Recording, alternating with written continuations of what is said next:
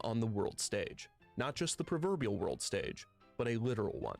The United Kingdom was hosting the first true World's Fair. While France had been showcasing its own technology and popular national expositions since 1798, the Great Exhibition of the Works of Industry of all nations would be the first attempt to bring the world together in the name of unity, diversity, and of course, competition. Inside the beautiful Crystal Palace exhibition hall, countries would set up displays of their achievements, hoping to assert dominance over one another in the areas of art and industry. The US in particular was hoping to make an impact among the world powers. There we go, At that's the 75 one. years young, the US was still building a sense of identity and national culture. Despite many European countries looking down on the US, the ingenuity displayed by the country at the fair would legitimately astound critics. An invention such as a fascinating firearm, a revolver, designed by Samuel Colt, would become some of the highlights of the fair. Many believe that the exposition had two overall winners. Obviously the host, the UK, but also the underdog, the US. Feeling confident, the US planned to host their own great exhibition, the Exhibition of the Industry of All Nations in New York City just 2 years after London's fair. The exhibition was another success, with the most memorable achievement being Elijah Otis's elevator safety device that would allow for large buildings known as skyscrapers to be built in major cities around the world, some towering as high as 20 stories. Another achievement of the fair was the Ladding Observatory, a 290-foot-tall wooden observation tower, which was the tallest structure in New York at the time. Despite the fair's success, the US was still looking for its place in the industrial world, and the country was still trying to develop its culture.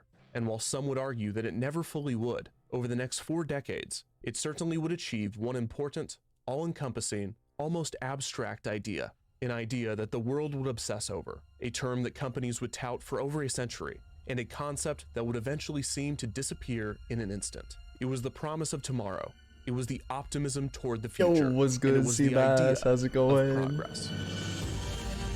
Hopefully you're having a good one so far. Today we're doing Media Mondays. We're starting something new. We got some Defunctland, and then we got a couple subscriber suggested videos afterwards. I've seen a couple of Defunctland's videos before, but I thought it was you talking. No man, I'm not that formal. Hell no, dude. Fuck no, baby. On February 6th, 1859, I can only be here for no worries, no worries. That's all good. Canada, I'll probably be up for an hour or two if you're down to pop in after if you're able to. But what are you gonna plan on streaming today?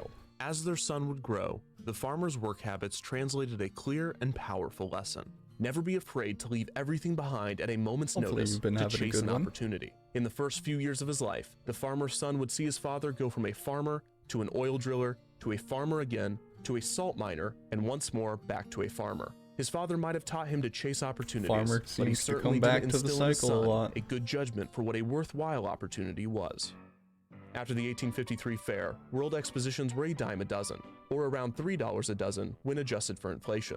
These fairs were often timed by the countries to celebrate certain historical events. The first significant World's Exposition in the US after the New York Fair was held in 1876 to celebrate the 100-year anniversary of the signing of the Declaration of Independence. The fair, located in Philadelphia, signified progress for the US in terms of national culture and innovation.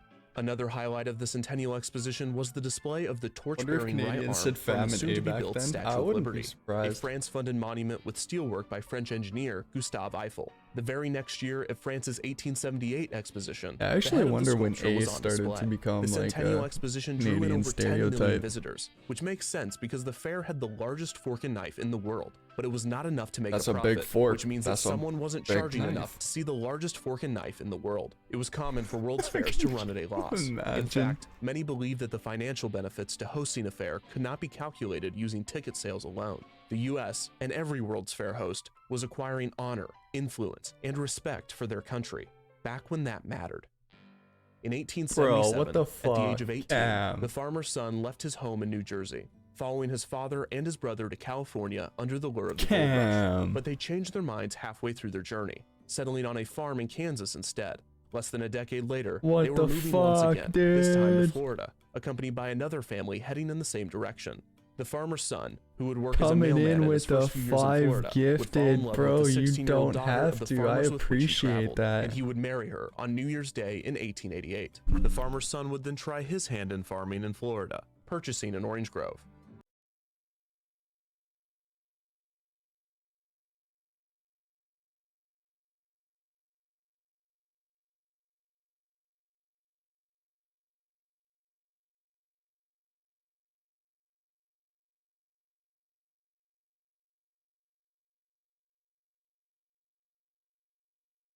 Alright, we had to Around this bop time that. in the We had late to bop that. 1880s, France was planning another World's Fair, the Hey, 1889 Exposition bro, you Universelle, don't to have to commemorate the do that, centennial of the man. French Revolution. The exposition was to feature a tower that was 1,000 feet tall, at the urging of Gustave Eiffel. The fair committee asked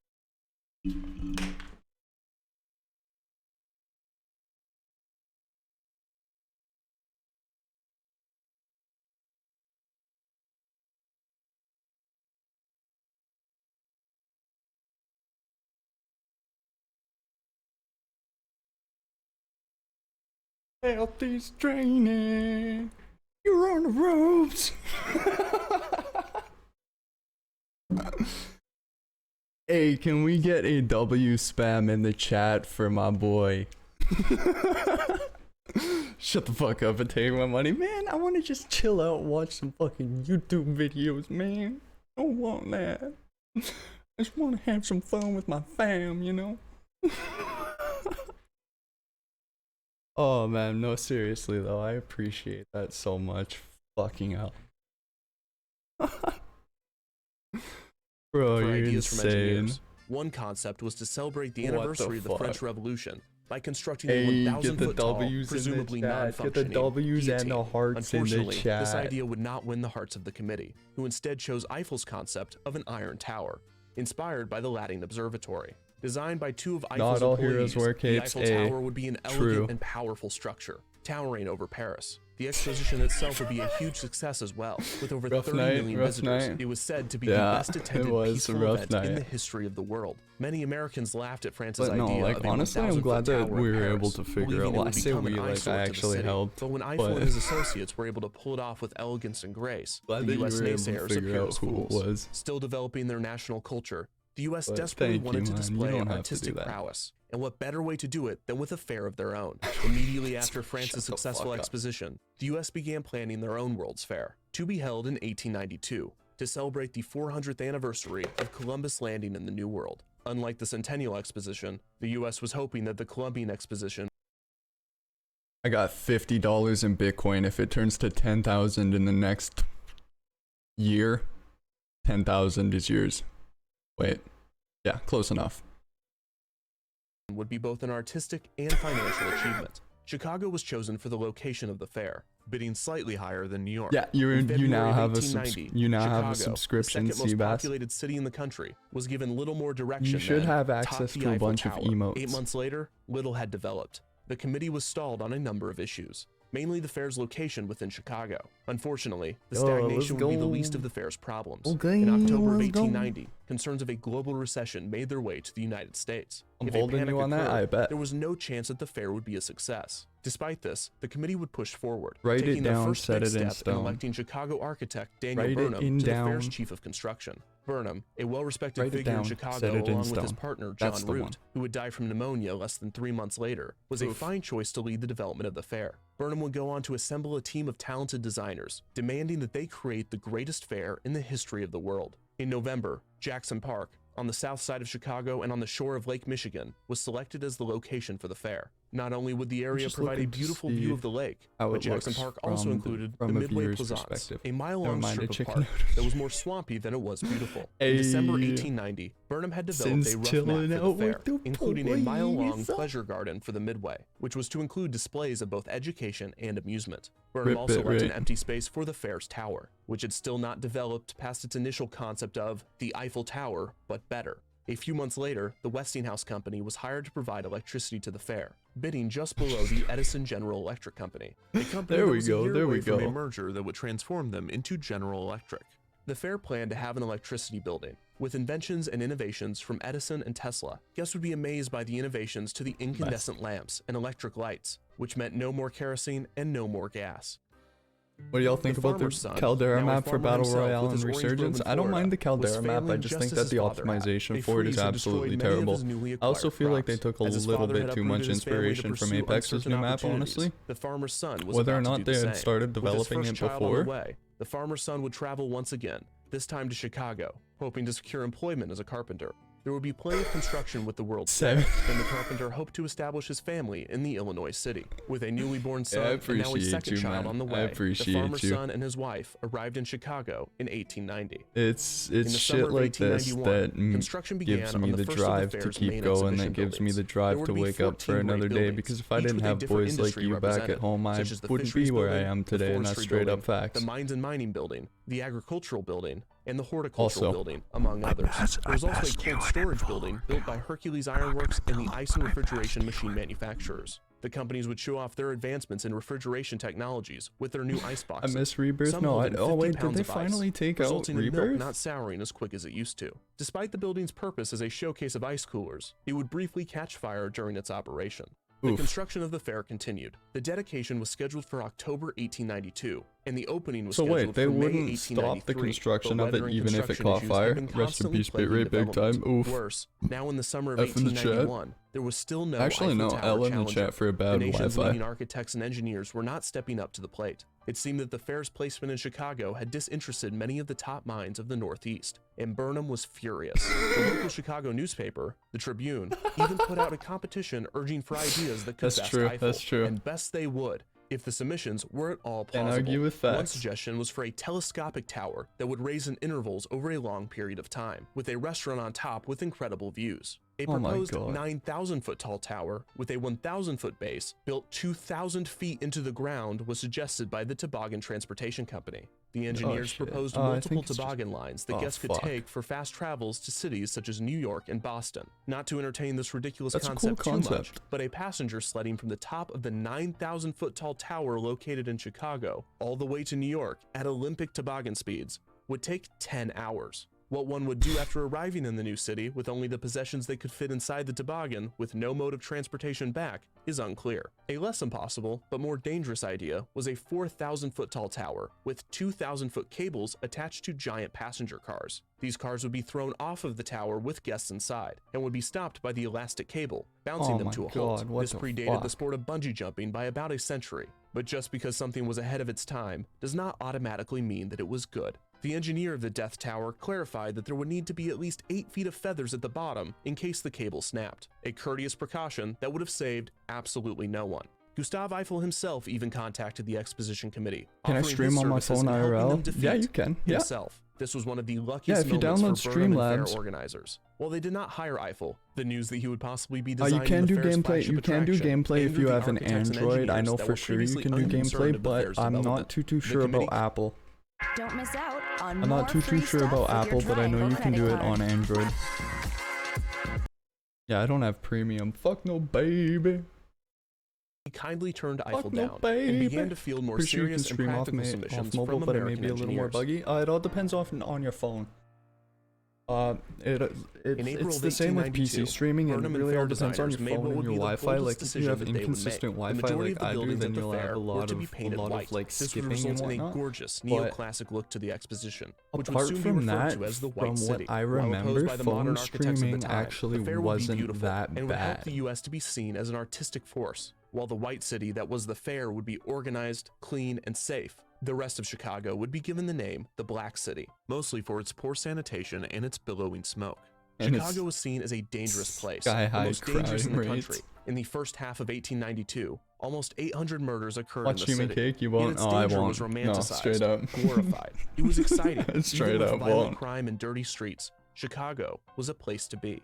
Burnham would gather architects and engineers in a type of think tank to determine the fair's signature attraction. At one of these meetings, a young engineer, just over 30 years old, listened to Burnham's pleas for an attraction. He was motivated to pitch a concept, and he developed an idea that he had been considering for years: a large steel spinning wheel. The man's name that's the thing about this, is it has to be like Ferris okay videos for Twitch, otherwise it can't be shown. Jr. approached the committee about his idea. Otherwise, it totally would. The committee wasn't convinced, but after many trusted engineers backed the proposal, They conceded and allowed Ferris's wheel to be built, to be placed in the middle of the fair's midway. The fair would take in 50% of the profits from the wheel after the first $300,000. The agreement was made in December of 1892, it's 2 months on after the fair's YouTube. dedication, It's on and a mere YouTube. I 5 just months can't show before it its on opening. Twitch, I don't In think. March of 1893, the wheel's iron axle, weighing nearly 45 tons and forged in Pittsburgh, arrived I'm not in too Chicago. sure. Just because It was it's a gray miraculously lifted and area placed that on I'm the not supports, too as the certain engines for of. the wheel were still being constructed over 200 yards away,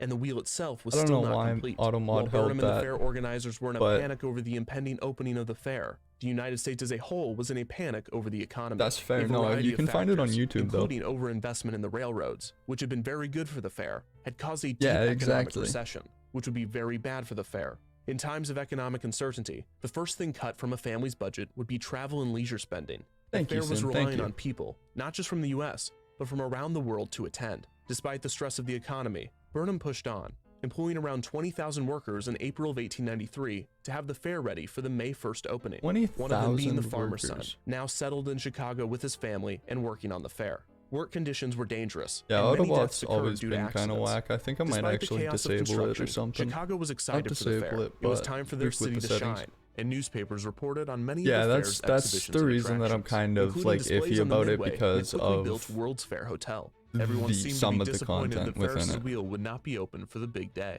But Burnham was focused on delayed matters as simple as painting the buildings. On May 1st, 1893, with Burnham, the fair's organizers, the engineers, President Grover Cleveland, and even the builders still constructing it, the World's Columbian Exposition opened to the public. Hundreds of thousands of people flooded in. Some estimates claim that nearly 500,000 entered Jackson Park that day. Guests viewed the many grand exhibits and walked up and down Yeah, the it's not Midway. that bad, Small but yeah, recreations of that's countries were present, exactly such as what a it street in is. It's Cairo not that it featured a it show didn't of a belly really dancer age well. doing a dance That's that was what I'd commonly say. referred to as the hoochie coochie, with an accompanying tune, The supposedly hoochie coochie. improvised by one of the fair's organizers.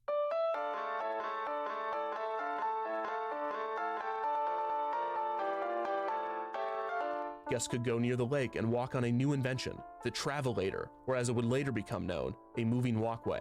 A man named Whitcomb Judson found a way to fasten 2 pieces of fabric together with a metal device called a clasp locker. It would later develop into the popular fashion device, the zipper.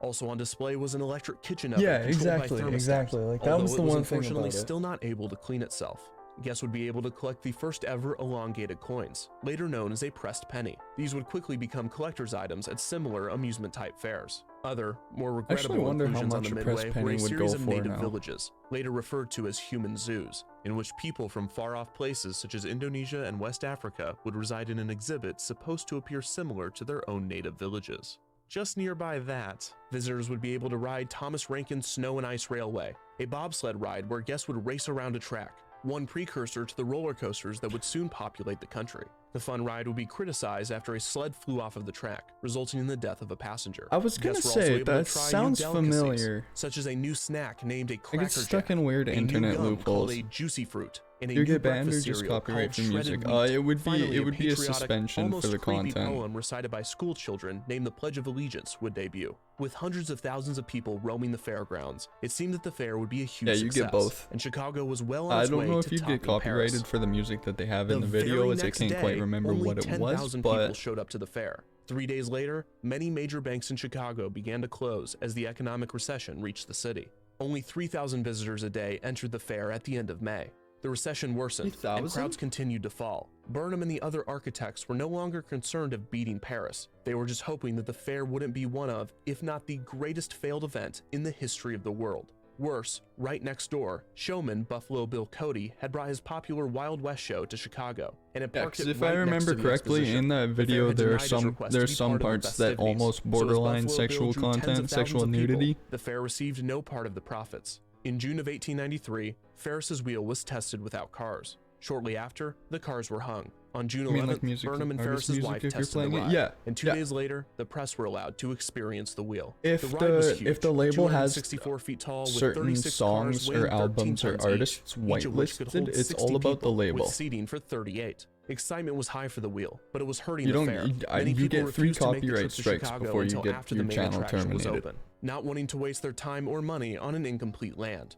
or fair rather. Miraculously, Ferris was able to get his that's monstrosity of the one steel thing. Like, moving I could guests. turn on my On mature June audiences 21st, toggle, Ferris but opened even his then, attraction, that's and even attendance then. at the fair boosted significantly. Many were quick to point out that the low attendance in the first 2 months of the fair could have been avoided if the land, or fair, would have opened as a cohesive unit. Guests were slightly underwhelmed by the wheel at first, expecting it to be thrilling or dangerous. However, it was serene and beautiful, and guests quickly became entranced in its wonder. Exactly. Only on That's a what I few mean by they instances didn't did really claustrophobic age well guests the or riders content. that were afraid of heights cause a panic and try to jump off the ride. All of these attempts were thwarted by placing a fair attendant in each car. Many couples wanted to get married at the top of the wheel. I'm sorry, what did I just hear? First, expecting it to be thrilling or dangerous. However, it was serene and beautiful, and guests quickly became entranced in its wonder. Only on a few instances did claustrophobic guests or riders that were afraid of heights cause a panic and try to jump off the ride. All of these attempts were thwarted by placing a fair attendant in each car. Many couples wanted to get married at the top of the wheel, Thank God. inviting entire wedding parties without permission from the fair's organizers, who denied them access and married them in offices instead. The wheel operated for the next 4 months of the fair, pulling in 1.5 million visitors, earning over $700,000 that's quite a big attraction with right there. Ferris's company profiting nearly $400,000. Despite this, Ferris claimed he did not receive all of the profits owed to him. He soon faced bankruptcy, and his wife left him. The Columbian Exposition would end as a success, and its Chicago Day celebration on October 9th, 1893 would bring in over 700,000 guests to the fair, beating Paris's single-day record by over 300,000 visitors. This put the fair in the black, cementing it as a financial success. Scared of heights, And the better beauty jump. and Yeah, grace no, of the right? White City would cement it as an artistic success as well. The fair's achievements would be slightly overshadowed, But I as had it to was work. Catch revealed ya. that Hey, the owner take of the care, hotel Seabass. referred Thank to you as the so much World's for Fair popping Hotel by. had turned Hopefully out you to be a enjoyed, new and I'll kind of catch you killer, in the a next one. serial Hopefully you killer, have a great murdering shift many at of work. the residents of the inn. The U.S. now had its own Jack the Ripper, and the Yeah, danger of get that Chicago bread, that had baby. once been Get that bread. romanticized was now feared. The country was shook by the details of the But murders take of care, H.H. Seabass. Holmes. Thank you so At the much same for time, the popping by. U.S. was trying to build its national culture. Its innocence was slipping away quickly. After the fair, the farmer's son continued his career as a carpenter, building and selling homes, and even constructing the St. Paul Congregational Church for his friend and preacher Walter Parr. It seemed that he had finally found a sustainable profession, Get that bread, something his baby. father never could. 6 months after the Columbian Exposition Peace. closed, Ferris's wheel would be moved near Lincoln Park on the north side of Chicago. The move would take 86 days and cost $15,000. Yeah, I was gonna or around say, that would take a $400,000 lot to today. move that. In July 1895, the wheel was reconstructed, and by October, it was running once again. George Ferris would see the beginning of an unsuccessful second run for his creation sir. before dying of typhoid fever in 1896, at the young age of 37. His legacy would be strong, as he had created a new type of amusement ride, one that would bear his name and would become a staple of fairs and parks for decades and centuries to come. Even the midway that his wheel was placed would become a common term and design element of the amusement parks that would follow. Despite all of his contributions, perhaps his greatest achievement came in 1900, when Paris held their first exposition since their 1889 fair. The exposition featured Paris's own Great Wheel, a near replica of Ferris's. Ferris had taken on Eiffel, and now Paris So it was wasn't taking on the him. original. The wheel Okay. Ferris built for the Chicago Fair would be moved once again, where it would entertain guests at the 1904 St. Louis Exposition, celebrating the anniversary of the Louisiana Purchase. This would not be the only reoccurring attraction from the Columbian Exposition, as another Little Egypt show would see the return of the Hoochie Coochie. They The St. moved it Louis 3 Exposition would end on times. December 1st, 1904. The wheel sat still for a year and a half, before on May 11th, 1906, after stripping it of its valuable parts, Ferris's creation was destroyed in the most graceful, respectful, and safe way that a wheel of its size could be. It was blown to bits by 300 pounds of dynamite. F in In the total, chat. over 2.5 F's in million the people had chat. been entertained by the attraction, and many knockoffs would soon be built throughout the world, increasing the prominence of the Ferris wheel. The United States had sought respect for its art from the world with the fair and the wheel, and in doing so, might have contributed to their national culture more than the fair organizers realized. Oh Unlike man, the Eiffel rest Tower, in the peace. US had not constructed a beautiful sculpture of steel, with grace and elegance that could stand in Paris and fit. They had Yes, created a sir. ride, an Thank you amusement so ride. The much. country was still young, but they had proven their industry and art through the fairs of the I'll past talk to you in a half-century. bit. But Thank you Ferris's so much wheel for might have been the everything. greatest I'll display shoot you a of text what would once soon I'm become done a key stream part or of in a America's bit. culture. Excess, I don't thrill, fucking know. and amusement. But I'll catch you And up for in a better little or for bit. worse, I'll shoot you a call after that's stream for progress. sure, so we can talk about, you The know, the farmer's son's situation family at now hand. consisted of 5 But- children. The exposition had led to a Thank you prosperous so career in much, Chicago. man. I so much appreciate that he you. I suggested miss to his you, wife that fucker. they name their third son And I'll Columbus talk to you later. after the Columbian Exposition. She wasn't thrilled about the name, and the couple decided on the name Roy for their third child instead. The farmer's son wouldn't raise the issue again with their fourth child, choosing to name him after his friend Walter Parr, although they would refer to him as simply rhythm to it. Walt. In 1906, the farmer's son decided it was time to move his family out of Chicago. The rise in crime in the city had finally gotten to him, so the farmer's son, Elias, and his family packed their bags and headed for Marceline, Missouri.